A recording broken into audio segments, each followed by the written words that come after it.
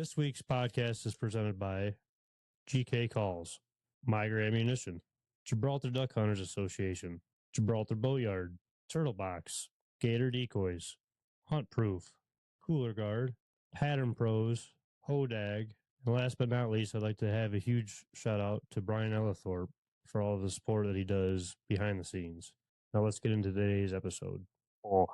What's going on, everybody? Welcome back to another Great Lakes Outdoors podcast. This podcast is brought to you by Gibraltar Duck Hunters Association. We got Trav and I on the podcast today. What's going on, Trav? Oh, I just love spending my Sunday afternoons with you, Kyle. We were doing some work at my buddy's pond yesterday, and after we did some work we were doing work for upcoming waterfowl season. We're trimming it down for trimming the whole banks and getting all the phragmites out of there and making it more comfortable for the geese to land in. Um, and there was a second where I thought to myself, I spend too much time with Trav on the weekends, even though he's not close to me. And it's bothered me ever since. I'm just letting you know. Why were you thinking of me in that moment in time? Because there was you might have missed me. You missed me. There was a single goose that flew over, and it sounded like it was dying. And I said, "Man, that sounds just like Trav calling right there." And that's what made me think of you. No, that's the sound after I call them in, and the geese are just falling from the sky, all raining down. Well, then my next question would be, who's shooting? Because I know you're not shooting at that point. We don't hunt much anymore, dude. I'm a sharpshooter now. I don't miss. From all the stories, yeah, you're right. I lied. I don't miss. I don't remember the last time I missed a goose or a duck. It's been a long time. When was the last time you hunted? It's been a long time. It's coming up, man. It's coming up quick. I know. I played softball this weekend over in Saginaw and was riding over with a guy that you met him at the table there in Grand Rapids with GK there. He stopped over, bought a call and stuff. And we were driving over and we were talking like, man, goose season's right around the corner. And we have not touched our calls yet. I started a little bit with mine, but we were out. Obviously, yesterday we were working on that, and we were working on the goose blind during turkey season this year. I think with the pond, I'll break into this. I think with people's ponds, they wonder why they don't have a lot of geese on it, and I think a lot of the problem that people have are the edges. And if the edges are this is just my thought, I guess. If the edges are too overgrown or where the geese can't see or get up out of the water, it seems like they don't like it as much per se. And maybe not even get out of the water, but just if it's not a big enough pond, like you could have the whole thing surrounded by phragmites, but if it's not big enough, not saying his pond's not big by any means because it's a decent size. It's just weirdly shaped. And there's some like pinch points almost. So I almost feel like they're almost like threatened in there. I mean, we did a lot of work cutting down, I think we cut down maybe a quarter of the bank, maybe a little bit more than a quarter of the bank. But yeah, it's coming, man. It's coming. And there's nothing in the water, right? Like there's no like lily pads or grass growing up in there. No, it's pretty open for the most part. Yeah. I mean, there's some like weeds here and there, don't get me wrong, but it's pretty open for the most part. It's now last winter it held a lot of birds in the wintertime when it was staying open and birds were struggling finding open water. But this time of year you would think it'd hold a lot of birds. It's just really not. It's weird, and that's the only thing I can think of is just the cattails around it wise. Yeah. Well, I think like our brains are trained to like for at least for me per se, like right now, like right after after goose ends, I'm into turkey, and then now I'm in that deer mindset, getting things ready, and like I'm not even looking for geese right now, even though it's bad because it's right around the corner and I should be starting to get fields and do this and do that. But it's like my brain is not trained to be looking for geese, so I'm like, yeah, I don't see any geese anywhere. But in reality, there's probably geese everywhere. I'm not looking for them yet. Surprisingly, I seen my first, maybe my second flock flying already, and I feel like it's early. I could be wrong, but I don't know. I still think, I mean, like early August, which is knocking on the door, but I think that's the time of year you're really going to start seeing. But I don't know about you up there with how the summer has been. Very fortunate for the farmers' sake, but for our sake, it's going to be a very tough September, early season goose, just because there's not a whole lot of wheat by us right now, and the wheat that was there, it seems like it's coming down already, or it's been down, and the cover crop's already in it. Yeah, almost every wheat field by me is already coming down already. It's crazy. It's gonna be tough. gonna be tough, I feel like. I Yeah. don't know. It's gonna be interesting. The one flooded spot we have, it's gonna be flooded. Hopefully it stays flooded, I should say. Um, so hopefully that holds some birds in September. But other than that, it's gonna be difficult in September for us. Well, I mean, like, because 'cause you've been saying, like, a lot of your farmers have gone away from wheat, right? Yeah, and I don't know if that's a money thing with they're just not making money or too much work with spraying and whatever it may be. Um, I don't know the whole purpose of it. I would have to assume it's money because if you're not making money on it, why are you doing it? Yeah. But yeah, our main farmer is going away from wheat, and I know a couple other big farmers around our area are doing the same thing. Well, I know at least for me, there's not usually corn or wheat on public land, swamps, so I don't really have to worry about it that much. I might have to go to the water, man. I might have to just try to stick to water, find some like low ponds or something. I'd love to find like a big grassy low pond and just set up there at like 9 o'clock in the morning. It'd be awesome. I cannot find one to save my life. Well, it'll be interesting this year to see because my, grandpa decided to do what my dad did behind his place, and he put in 2 ponds out in the popples there where that loaf pond is that I usually hunt. So Yeah. now there's another big pond too, so hopefully we can start bouncing birds and have some areas where they're gonna put some goodies in there, some rice and stuff, so, I mean, I'm Now hoping. who did that? The DNR came through or no? Ducks Who Unlimited, Ducks Unlimited came through, yep. built the ponds for habitat. Yep. Um, did they put like wood duck boxes up and everything too, or was it just like natural grasses and just So, I mean, a lot of natural grasses, and there's a bunch of stuff that we planted on the sides that's food and cover for the waterfowl. But like it's probably been a couple years now where I built like 5 or 6 wood duck boxes and put them around, and then my dad went out and bought 3 or 4 more and put them up. So trying to make it a little more ducky and goosey for the have they used birds. those? As terrible as this sounds, in those 4 years, I have not gone back to those boxes. So this winter, it is on my checklist to do is to go and check every box and put the sawdust in and make sure everything's good. My biggest fear is I'm going to go in one of those boxes and they're just going to be, I don't even want to say it because I'm not even going to speak into existence. So, Now, let me ask you this: because I built them, so I don't want there to be anything bad in those boxes. did you put like chicken wire inside of it? No, I did it I found it on Ducks Unlimited website there, and I followed it step by step, and so I just took my little table saw and I just cut grooves, notches Okay, in there so they same can thing. climb up. Okay, Yeah, same thing yeah. pretty much. Now when you do look into the wood duck boxes, don't be scared per se if you do see eggs that aren't hatched. By now they're probably rotten. But I've heard that wood ducks will lay dummy eggs for other like hens not to lay their eggs in that area per se. I don't know how true that is, but I've heard that. Well, I mean, with it being it's been a few years since I've checked them. I mean, they might not be using them now because there's rotten eggs in there from when they first laid eggs in there, right? I mean, That is also true. It's probably a beehive by now. it's it's probably what it. That's why I'm gonna go in the wintertime, when there's nothing in there, and Probably well, smart. yeah. It'll probably be squirrel. It's probably a squirrel's nest. It could be, but if you got squirrels living in there, you probably didn't put them in the right spot because that could be a danger to the eggs at some point too. So let's yeah, we'll come back to that when the time's right. We'll come back to that in December after I check the boxes. Yeah, maybe do a little video on that. Maybe not, but yeah, probably. Content, man. I'll do it. I'll do it for the content, Yeah, I'm sure and you. I'll get just absolutely blasted on social media for You that. know, it's all a learning point. Hmm. Not everybody knows everything. That's all I gotta Yeah. say. Everybody's learning a little bit, and that's what's crazy about social media. Is just everybody's bashing everybody, and it's like, well, maybe that person didn't know. Granted, everything's at your fingertips now where you can look it up, but still, I mean, learning from experience is the whole thing. Yeah, it's tough too with being 2.5 hours away, and when I get up there, it's you're spending time with family or you're hunting or doing whatever. It's not usually hunting prep isn't on the mind, So I'll have to make that. We'll have to do that this winter though. Yeah. No, that'd be good. That I don't know. I know my season will get good once the corn comes down, the beans start coming down. It's just gonna be the time frame between, and it's gonna. Well, I mean, I guess there's deer, but there's been times for me with deer hunting. I thought about not going out there till middle of October. Speaking of deer, we just finished our blind today too, so that was a Did you? huge. Yeah, we got the ladder all up, cut some more lanes down, hung another hodag rope up. So that was promising. Freshened up like the spring tree, like the licking tree. Freshen that up with some scent, and I don't know.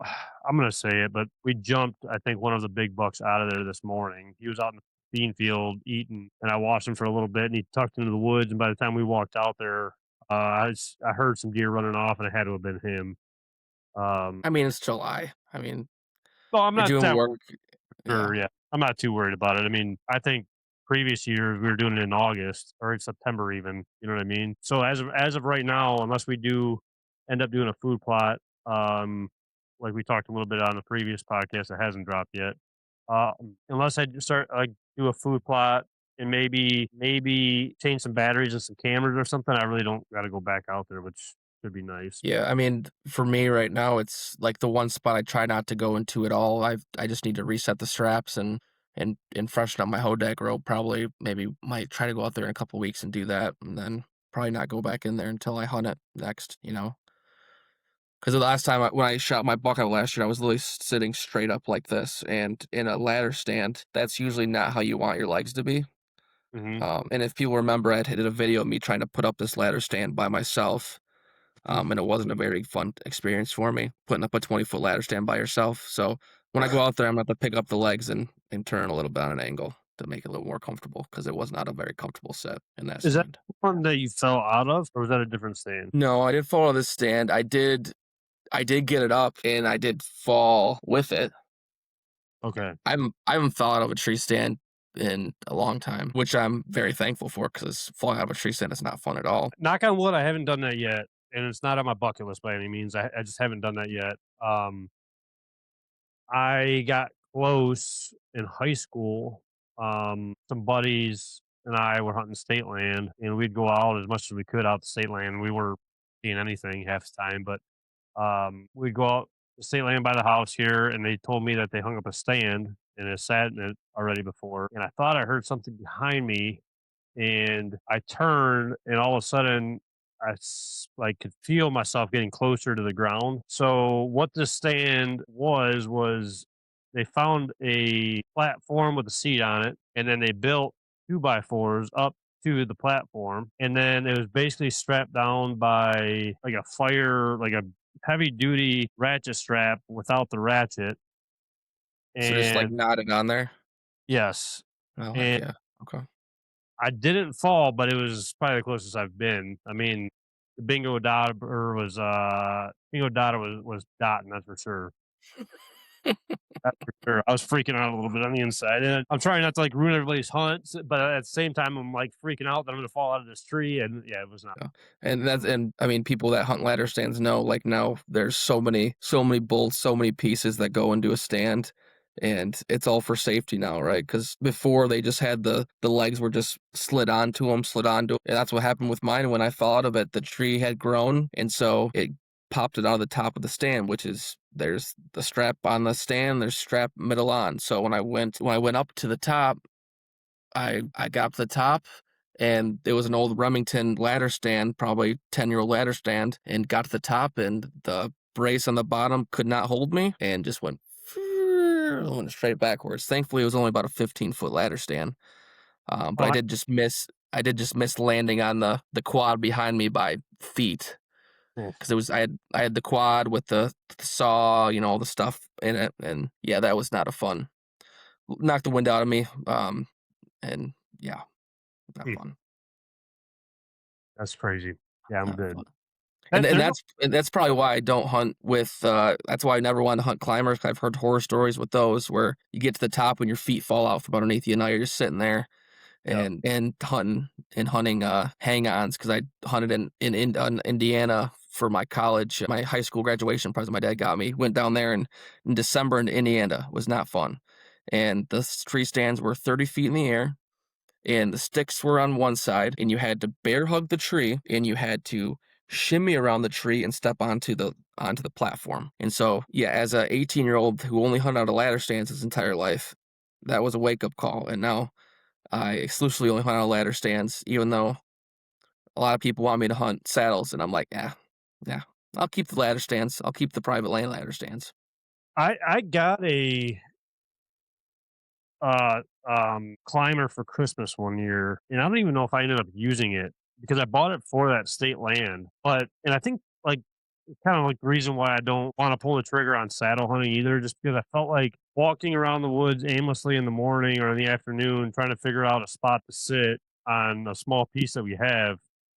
Um, One, you might not find a tree, or you might find one tree on the whole property, and you're going to be stuck going to that same tree. So why not just have a stand set there?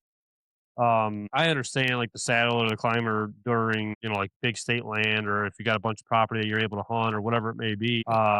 It just never really suited what I did or do, I guess. The saddle, I could go, I could understand more. But it's so hard to pull the trigger on that stuff. Yeah, I Like, mean yeah, I mean, if you're only hunting private land, there's really no need unless you're like we've talked to people before with deer picking out at the same tree, hunt the same year after year, and you can jump to a different tree, and try to change it up. But if you're not hunting public, there's no really need for it, right getting something like that where you could be more mobile.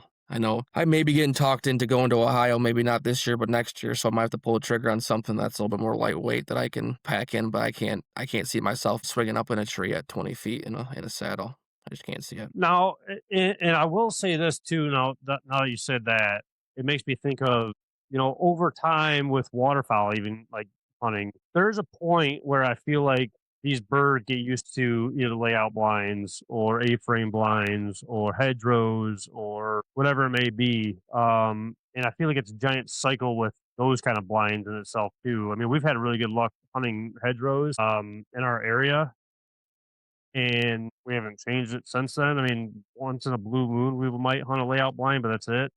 But over time, you could kind of see the whole industry shifting in different ways. Like I know, like Momarch has got some blinds that sit up out of the water, and you know, bunch of different blinds or ways of doing it. But I also feel like not only do deer get kind of used to maybe the spots or what to look for, I think waterfowl is kind of the same way, honestly. Wasn't that the same way with decoys too? Like people jumping from like silos when and they have like the Canadian geese with the black and white, and they have the black, and then the full bodies and the shells and flags and not flags, the bags and stuff like that. Like, isn't that kind of a similar thing? In my opinion, no. I think like silhouettes have been around a lot longer than people think. One, but two, I think it's more of a what's the word I'm looking for? A easier way of going about it. Like if you don't have a trailer, silhouettes are the way to go. Easier to compact, and you can get away with it. Not get away with it, but like it's just more convenient. Like the conveniency of it all. The black Mhm. and white are more for visibility wise. If you're running traffic, you want those black and whites for them to really pop out.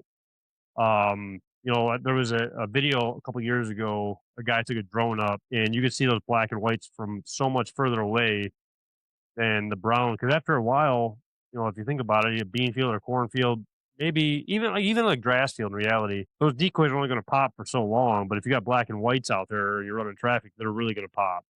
But I think it's more for convenience than anything. I think, in my opinion, I think decoys are almost like fishing lures. Like they catch more people than they do fish. They kill more people than they do birds, in a sense. I It is hard to say that too because I know like DSD, for example. I've talked to people and they say that DSD is like the birds like are you wouldn't believe how they decoy compared to just regular decoys, which is hard to believe because it's like, well, why would they be backflapping in the decoys if that's fully committed? Like why how could they be any different than they are then at that point? Um, which I haven't had. Maybe once I was able to hunt over DSDs, but I didn't really see much of a difference, but people do say that. But I think the whole black and white and the thing, like, I think it's just more of a convenience for the silhouettes compared to the full bodies, in my opinion. Yeah. And if I can remember correctly, you're one of those guys that gets new decoys every like 4 or 5 years, or try to? It depends on. We haven't in a while, actually. Now you say that, it's been a while. We keep up with our decoys, obviously. So I mean, we throw them in a bag and then we throw them in the seed bag. So they're not really they're getting banged up a little bit, but not as much as other people where they're just throwing them in the trailer and being done with it. So we've had these decoys for probably maybe this is going on 4 years now, and there's no reason to get new ones. I mean, some of them got obviously like BBs in them, like the youth hunt we had last year. The kid was absolutely Oh, you peppered. blame the youth. Oh, Don't I got blame a the video. youth. There's a video of it. 'Cause, like, I was, like, It's looking at the birds, and I'm like in the video, you could see, like, I'm looking at the birds, and I'm like, "Wha they're not moving. What did you shoot?" But you can see the decoy just spinning around in circles the whole time. And then you can see my dad pulling out his hair at the end of the blind because the kid shot the decoys. and Um that'd be a great video for SX because it'd be like they're so realistic they even fool the hunters, That's you true, know? true. It was perfect, that youth hunt, it was he never went on a field hunt and, was able to shoot his first bird, like, we had, like, 1s and 2s all morning and a couple bigger flocks, but, like, the first 4 or 5, I think he ended up shooting his limit, because we would always let him shoot first, obviously, and, so it's pretty cool to have it all worked out perfectly. Just like our buddy Scott with his daughter, single came in, I think we had, like, 11 guys out there, so we didn't really know what to expect. Single came right in first light and landed right in front of her, and, he ended up dusting that thing and crying and bawling, and, Scott's jumping up and down, screaming, excited, and she doesn't know whether to jump around and scream and be excited or feel Be bad sad for for her. the goose. Right. But, I mean, it worked out awesome, though, it really did. And it Yeah. was cool too because she was out there when Stahl came out and hunted with us, what is that, 2 years ago now? And she ended up winning the band from the band draw, and Stahl gave her a call or shipped her a call, and, she's got that on her lanyard, and, drew Stahl a picture, and, it was pretty cool to just it was kind of a full circle kinda thing, you know what I mean? It was pretty Well, it cool. makes what you're doing and bringing the people out worth it, right? Like, just those little moments like that. You probably coulda shot 1 bird that day, and that one moment there made the Oh, hunt, for you know? sure, for sure, and it's cool when, we got a group of guys like we do, and even just the friends that we do, whether they hunt with us every time or not, that all are like-minded in that scenario, you know what I mean? I got, like, for example, my buddy Justin, his kid's gonna be coming out pretty soon probably, with those guys or with us or whoever he comes out with, and, to even think about him shooting his first bird or Brandon's kid Cooper coming out with us, I mean, it's all just, cool to see the youth coming in, and I guess, I mean, maybe even your boy just taking over the show at one point. Yeah, I don't I'm tempted this year to bring him out in some early season goose this year. It'll be interesting to see. Maybe not with a big group like you guys, but just going out on a solo hunt and just seeing how you'd do, getting up early and go and sit in I the blind and think the best thing that you could probably do, in my opinion, would be not maybe take them out September when you know that there might not be a possibility of like not even seeing a bird, but like maybe even taking them out on like a pigeon hunt. Like if we got a good pigeon hunt here coming up, like in August or whatever, bringing them over, which I know that'd be super early for you guys, but like having him like full of action, him going out and grabbing the birds, watching the dogs run around, playing with the dogs, because it's not like obviously pigeon hunting. It's more us getting back on for our shooting, the dogs putting in work on retrieving and steadiness and so on and so forth. But you could be outside of the blind, you could be joking around, do whatever with the pigeons, and that way he could doesn't feel like confined like into the blind, and that's the only spot he can yeah, go. He's got quiet. In my opinion, that would be the way to do it, yeah. Yeah, that'd probably be smart. just so he doesn't get bored, I guess per se either. And I feel like we talk about youth and even deer hunting. I think that might be a thing too, where it's just a lot of kids for deer hunting since you can't talk and you got to be real quiet. I feel like a lot of kids nowadays they can't comprehend all that and they just don't even want to go out there no more because they don't want to deal with getting yelled at by dad from stepping on a stick and what it's not. You know what I mean? It's just it's hard. It's hard, and that's what's so about waterfall. Well, that's just gotta be on the parents, right? They gotta make sure they have all the goodies and the Game Boy, and, like, that's when I went with my dad, like, I had a backpack, and I had snacks, I had c coloring books, I had cars, I had Game Boy, and I could care less if I saw a deer, I just was out playing with stuff and eating snacks, you know? No, it's a double-edged sword there because you want the kid just looking in the iPad all the whole time, or do you want him to actually kinda understand to an extent, obviously. At 2 years old, it's not, um I don't think he understands anything at that point in time. I mean, he understands things, right, but he doesn't understand what's, like, the actually what's going on. I think it's more of just being out there, Well, right? sure, I guess what would be the difference, I guess, at that point from you glassing a field and him looking through that and actually being able to, like, sit there without the iPad kinda thing compared to sitting in the blind, because you're probably not gonna see nothing because of talking or whatever it may be. Yeah. Granted, yeah, but you wanted to get them out there, but, I don't know. Yeah, I know what you're saying, 2-year-old is tough, and that's I don't know. It's a double-edged sword, I guess, you know what I mean? But, I mean, like, even at 4 and 5, right, like, it's keeping them in a say for deer hunting, for example, like, keeping them in a 6 by 6 box for 4 hours and making sure they're sitting still, like, Right. that's not gonna happen. So having something to counteract their wanting to jump around or talk or do whatever, because you're still hunting, right? Having something to make sure they are staying quiet. And when they get bored with that, then it's back to hunting, and that's when you teach some things. Yeah, no, random question. I'm usually good for 2 or 3 of these, episode. Hmm. Do you at a young age, when you grow up watching outdoor shows and you see them, like, and it happens like that, like, it just all of a sudden, there's a deer in front of the people, and you're watching this as a kid, and then you go out there and you realize, like, "Why is he yelling at me for not or for talking or whatever, and, like, where are the deer even at?" Do you think that puts a bad taste, or even you could do even waterfowl too. You could do waterfowl, like how waterfowl shows, like, there's really not one episode or one show out. I mean, even our show on the what is that, Sportsman's Channel? Like, Hmm.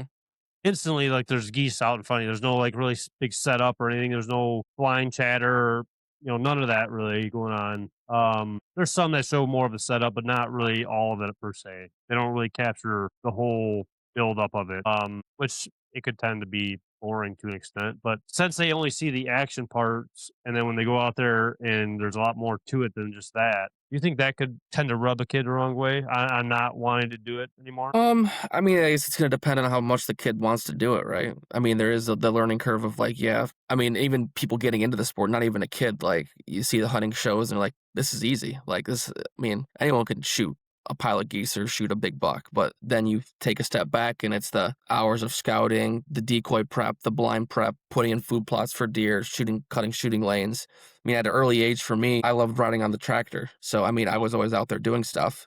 At least from my knowledge, I was. Maybe I wasn't. But I mean, I was kind of mentally prepared. Like, there's a lot more that goes on than just going out and you sit in a blind and do it. That's what I've always been told is like, just put in the work, and then good things will happen. So I think as someone that maybe wasn't grown up in it, I think there is a learning curve, and they might get turned away by it because they go try public land and it's like, wow, I didn't see anything, and or for waterfowl, they go knock on a door and they get like 3 no's in a row. Like, yeah, this probably isn't worth it. I'll go do a guide service. I want to hunt. That's what keeps the guides busy, right? Like, people, especially in-state people that go to guides, like, they don't want to.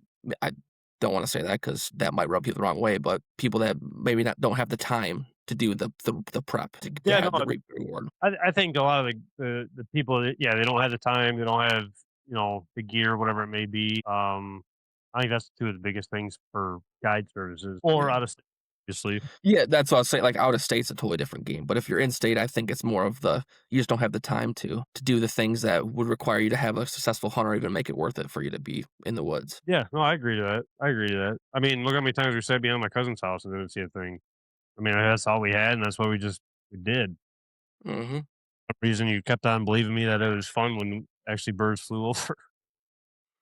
Hey, I Which it, just had time being out in the outdoors in someone's backyard hunting, next well, to a highway. we killed birds there. We've killed birds there. We've killed birds there. Yeah, we almost shot a one-man limit there. No, I think it was at that time. I think it was. Oh no. Was it 3 at that time? Well, I can't remember if that was early season or if that was during regular season. Because if it was regular season, I believe it was 3 at that time. I think Mhm. it's only a few years ago they changed it to 5. I mean, I I'm think it talking. was. I think it was early season. I think. Was it early season? It could have been. It could have been. I mean, the Yeah. geese probably still had eggshells on their head. That's all. The only reason why we did get them. But it is what it is. It is what it is. And I look at almost us want. now. Yeah, yeah. Look at us now, running a podcast, acting like we know what we're talking about. I have no idea what I'm talking about, so hopefully no one listens to anything I say. It is what. I'm just lucky, and lucky's a stretch. I mean, I think that's a part of it all, though, right? I mean, especially when we have a guest on and stuff. I mean, like I said before already, like the podcast that we just did, that hopefully it'll be next weekend when it drops. Picking their brains, people, that do it and learning ourselves. I mean, and that's pretty much what it is when you're. I mean, now with social media and there's a lot more like groups out there that do come out and help like do the work for you. Like, without using those, like, it is all a guessing game, right? Like, especially for deer hunting, like, it is luck because if that buck chasing that doe could run a totally different direction, and sitting in your tree, right? Like, if you're not hunting on a food source or hunting on a bait pile, which isn't legal in Michigan, like, if they're not coming to that certain point, like, you're hunting in the woods, like, it's all luck because that doe could hit a tree and go boom, one this direction or go this way, it's all I, luck. I think. Well, yeah, prime example is the property that I hunt. I mean, it took us what 3 years to finally get two deer down. I mean, it's so many somewhat close calls in the past couple years. Yeah, I don't know. I had something. I was going to say something, but I Yeah, completely you had lost. your other random question you were gonna ask me. Okay, going back to deer hunting then. In your opinion, what do you think is better for oh, this is what I was gonna say. Time out, rewind this for a second. So the hardest thing is there's so many different people that are telling you certain things, but and people are taking that from the one person, even though the person that they're listening to or getting their information from is talking about a completely different type of property or type of soil or whatever it may be. And it could be used, but they're not using it in the right way, and it's hard to kinda determine that in the beginning, if that makes sense. So you're saying if you're like looking at someone on social media and they're talking about a certain piece of property and you're trying to implement that towards yours. Yeah, like, if you're learning or trying to learn about it wise or waterfowl hunting, like socks for me, for example, for waterfowl. Socks don't work down here for me, but down in Kansas, they work great. But if you're just watching people from Kansas hunt and take everything that they're doing and bring it up here, it's probably not gonna work the same way. Or deer Ye hunting, you got sandy soil compared to clay. You can't do what the guy, I don't think anyway, is doing in the sand compared to clay. Yeah, I mean, I think it's like on the person that's trying to learn is taking bits and pieces and trying to relate them to their piece of property, right? Like, so if it's someone in southern Michigan that's has perfect soil and is planting this type of food source and having this type of bedding and trying to implement that towards someone maybe on the west side of state, maybe close to the lake where it's more sandy, and trying to kind of relate that, like the different bedding structures, right? Like where you're thinking like a cedar swamp with cattails and trying to make that bed source to be pristine, right? And then versus going out west and it's a lot of CRP fields and tall grasses and trying to relate that to your piece of property and taking those little nuggets out, like, okay, I need to have food source. So okay, what's my soil like? Okay, I can't plant turnips. What's gonna play in sandy soil? Okay, put rye in it. Something green. And then if it's, bedding, he's taking the same thing. You gotta have all those different types of things and pull them in that will fit in your property, which is tough. Like if you don't have any knowledge on that and you can't learn it yourself, right? It's going to like a management group and having them come out to your property and them teaching you that way. If you can't pull it from social media or from YouTube or from ChatGPT, you have to take that step and go to that route. Now, here was my other random question. Going from our last podcast, which again, listeners should hopefully be able to hear that next weekend. What, in your opinion, do you think is better? Hinge cutting for deer or putting grasses down for bedding? So coming off of the podcast that we shall not name yet 'cause it hasn't dropped yet, I was kind of I had never heard that before, and that was kind of a so what that was told was is hinge cutting is great for the first couple If years because they if still done kind of green.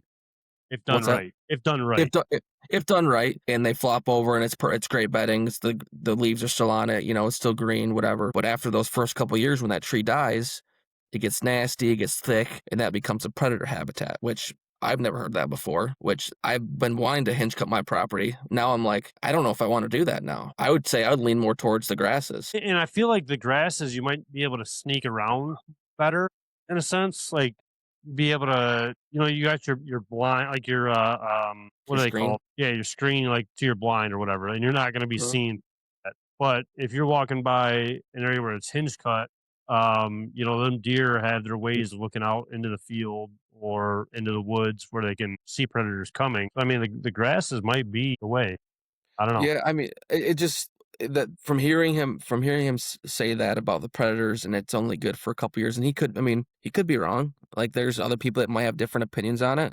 But that kind of shook me. Like, man, that makes sense. So I'll have another person on and that's big on hinge cutting and see what their opinion is on it and what happens after 3 years for them. Maybe they cut it down and they replant. Like, I don't know. I've never Which hinge cut. we have one lined up.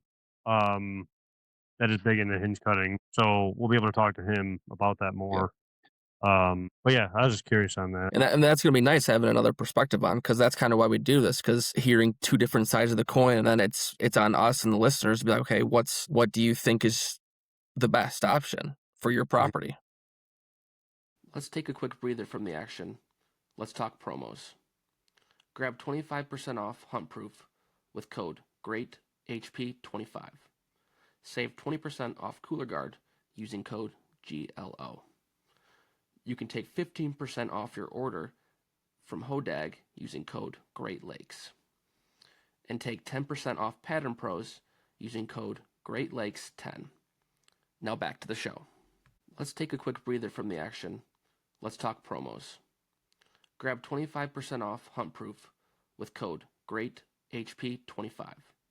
Save 20% off Cooler Guard using code GLO. You can take 15% off your order from Hodag using code Great Lakes. And take 10% off Pattern Pros using code Great Lakes 10. Now back to the show. Okay, here's my third random question for this podcast. Have you ever heard of the Great Loop? So the Great Loop it's a giant loop from like all the Great Lakes out to the East Coast, all the way around, go around Florida. There's a way to cut through Florida, and then you come up all the way through the Mississippi, and you go into the Great Lakes again. Like it's all connected. Like you can take one big trip around. I think it was last year. There was a guy that did it in a 16-foot boat. Did the whole Great Loop and completed it. People do it every year. It's like a huge thing. No, I will not do the Great Loop with you in your boat. I'm sorry. I'm not saying in my boat, but I think it would be pretty cool, and I bet you no one's done it. And I don't even know if I want to do it. I just thought about this. So if somebody did the Great Loop and went to the states that were open in waterfowl season and waterfowl hunted all the states like in the Mississippi, Michigan, obviously, New York, all of those states. It kind of just hit all that and just whether it's diver hunts or if you're going up into Saginaw Bay, you can hunt puddle ducks in the bay there. Or I don't know. I think that would be pretty sweet. And I mean, you're eating fresh meat, fresh ducks. I mean, you're going to do it pretty slow, and you're going to have to be careful with weather, obviously, because if we start here where I'm at, and let's say go east and go hit, Ohio, New York, all that stuff, you're going to have to go all the way through Lake Michigan, up in the Lake Superior, and back down again too. So you got to have to be careful with the weather on all of that.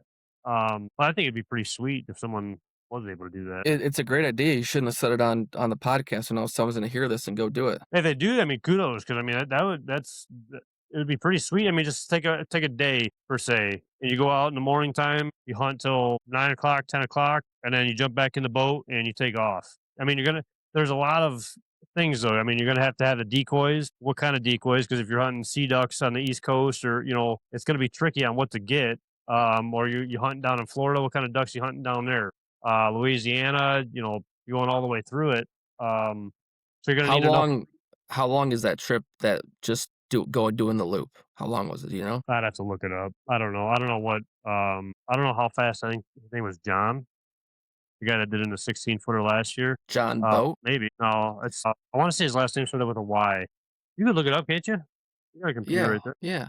I'm on a computer. What's this called? The Great Loop, Great Loop, LOOP. Someone did it in 2025 in 12 days in 18 hours. Now, here's the thing that you got to think about too, though. That's probably a pretty good sized boat. That was a team of 4, but a solo and single engine record was 19 days and 13 hours. What was it again? 19 days and 13 hours. Now, I think his name is John Jonas. I think his name is. For some reason, it's coming up to me right now. Great Loop, 16-footer. It's UMES or something along those lines. I could be way off, but it's popping up. It could have just been some friend that added me on Facebook. Robert Jonas. Yes, that is it. That is it. How fast did he do it? So what was it? Is it not shown? It said 19 days, but I don't think that's it. It could have been. Me. Well, while you're looking that up, 19 days, 13 hours, 1 minute. In a 16-footer, 16-foot John boat. Yeah. Huh. So I mean, you're obviously adding a couple days if you're taking some time away to hunt for a few hours in the morning, but that would be a pretty sweet way to knock out some birds on your list. Yeah, I mean that would be like we'd have to do like years of planning on that. Well, yeah, you'd have to. You'd have to do like a reconstruction on the boat. I mean, you would have to do a ton of stuff. Again, figuring out would we haul like a little jet sled behind us?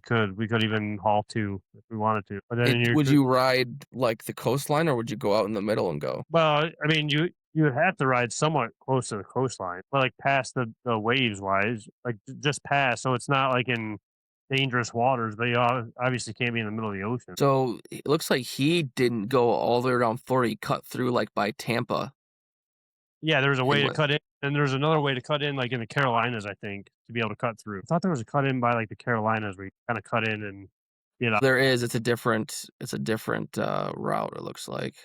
Okay. There's a couple different routes. There's, like, a Yeah. long way that goes up around, like, Pennsylvania and down, and there's one that goes through. There was a So guy from, Michigan, I think it was, last year. I think he's from the UP. He did it out of a kayak. Great Loop? Yeah, kayak the whole thing, or canoe, kayak. I think it was kayak. Yeah, I would not do that. No, not at all. It took him 268 days and 1,643 hours of paddling. Now, here's a question. What would you do? Would you rather go like paddle north up the Detroit River and north like St. Clair River and go all the way around that way and then come down with the Mississippi? Or would you rather go out down with the Detroit River, let that drag you down and then shoot out, like Ontario out to the ocean? How would you do that? I would probably ride the Mississippi down, right? 'Cause it flowing down towards the ocean, right? Yeah. Yeah, I think so. Since that I would mean, be the longest stretch, I would probably ride that down. I think that'd be the most sense, right? yeah, the most sense to me would be just probably putting a motor on the back of the boat and going, but if I had to, yeah, I'd probably ride the Mississippi down. Well, I'm thinking like fuel efficiency wise, like you running upriver for through 5 states versus just running down and be able to go with the current potentially, you know? Yeah, that's what I'm saying, like, just put a motor on the back of it and just be done with it. You ain't gotta You worry don't about gotta it. be a smart you don't gotta be a smart ass. Well, I'm just saying I would not do that. I mean, the guys it's insane to even think somebody did that. I'm just saying, like, either like, even if I had a motor on the back of it, I'd probably run it down. Probably, probably. I wonder can you see the route that he took? Which one? The kayaker? Yeah, and see, I wanna say he's from Michigan. Yeah, so he did the Mississippi first. Down, okay. Yeah. Is he from Michigan? Oh, the kid, right? He's the young guy. Yeah, No, younger guy, long hair. yeah, I don't remember.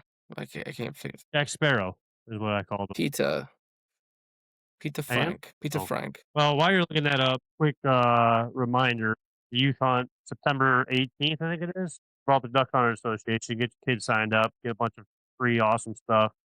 Sign them up quick. I think they're only taking 50 kids in, so get it done quick. Get a bunch of free stuff, make me jealous, and then we're gonna be doing a podcast with all those kids after their hunts that morning too. So just a little friendly reminder. Gibraltar Duck Hunter Association. Look them up, read a book, figure it out. How do you like that? Shout out. That was pretty freaking good, man. You still? I don't see it. I don't know. I'm gonna just say he's from Michigan. That's all. Yeah, we can say he's from Michigan. Or he's from Ontario, maybe. For some reason, I think he's from around here, though. Maybe not from around here, but from the state, like around the state, which is a big area. But It's our uh, podcast, we can say whatever we want. yeah, well, it deserves credit where credit's due, right? I mean, to be able to kayak Mhm. all the way around, that's insane. No, But that would be it's a pretty sweet. different beast. That's a different beast. That would be pretty sweet, though, to do that duck hunting wise. Though, like you said, it'd take years to plan it. I wonder if anybody's even tried. Okay, let me Google it since I have a computer. Type in Canada, probably not. I don't see anything. Wait a Summer for second. the kids, so or No, they hats. they got me. I thought this was about hunting, but they were hunting for a boat for the Great Loop, not hunting the Great Loop. Yeah, I I'm don't think surprised. so. I'm surprised you haven't heard about it, like being like Ludington area. I mean, like I saw some of that Peter guy's videos when he was doing it. I think it was last year, or the year before, Mhm. when he was doing it. But I didn't know. I just thought he was doing this loop. I didn't know it was called the Great Loop. I gotcha. I don't know. I don't know. Pretty awesome stuff though. Pretty cool Yeah. that just people do that. I didn't even know. Honestly, I didn't know anything about it either until Robert did it with that 16-foot John boat, and then it got me thinking. I wonder if I could do it. But then I said no. I know we can have music. We'll have those turtle boxes freaking banging. We'll have 6 of them on that boat. That is true. Speaking of Turtle Box, big you could win one of these bad boys, the new Cub, brand new. We're gonna give 2 of these away pretty soon. So stay tuned for that. We got 2 Cubs we're giving out. These things are awesome, man. Indestructible. I think Jake dropped his like 20-foot working the other day. Not the Cub, but I know the Cubs are same thing. The Cubs are nice because they could float too. The Rangers don't float, but they're waterproof resistant. But the Cubs would be pretty badass. So big shout out to Turtle Box. But yeah, we'd have about 10 of those bad boys on a boat. Well, we won't be like, "Yeah, we're not bringing food, we're just gonna bring 10 turtle boxes We don't for got the enough. guests." We don't got enough weight to give out for the food. Uh, but turtle boxes. Do those, because they float, do those count as life preservers or, like, life flotation devices? Hmm. Hmm. I don't know because I could technically throw it, and they do float. That will be a solid question when Ryan from Turtlebox comes in, hopefully this fall, and comes and hunts with us and does a podcast. Hopefully, maybe I should have brought that up. So it keeps the people interested, coming back for more. They should be interested with us giving two of these bad boys out. Honestly, that's what they should be interested about. But Yes, you gotta listen every week now for your chance to find out where you can win this turtle box. yeah, how to win it, when to win it. I'll give Trav's number out, see what kind of crazy pictures you could send to Trav's way, and then he'll do the voting, and then the craziest Mhm. picture. Um, Biggest rack wins, deer rack. well, all right. Well, I was gonna say there's this other contest going on. It's like it's a how do I word that? You got to show something off to win it. Like Like a buck pool? it starts with a B, but it's not like a Mm. buck bull. Like a bass weigh-in? No, no, it's not. It's no way in. Oh, No way. bobcat pelts. No. Oh, Getting. hmm. I don't know. You got to Oh. show it off to win the competition. Bobber It, painting contest. it's similar to that. It can be Bobbers, similar to okay, that similar to bobbers. if you're not close to that. Mm. But we can let the imagine. Cause I don't even want. Yeah, I don't even want. Man, I'm gonna be thinking about this all night now. I don't even know what it is. You sure? Okay, you know what it is, you idiot. All right, we're done with this podcast. Yeah, it's you opening up your mouth. Yeah, your butt mouth is what it is. That's the key word right there. But we're done with this podcast. Stay tuned. We got some guests lined up finally. I know you guys probably been hating just hearing me and Trav talk, rambling Mostly on. Kyle talk. Yeah, whatever. But like I said, stay tuned for the Turtle Box giveaway. Sign your kids up for Gibraltar Duck Hunters Association. And hopefully you guys enjoyed this week's podcast, and we will catch you on the next one.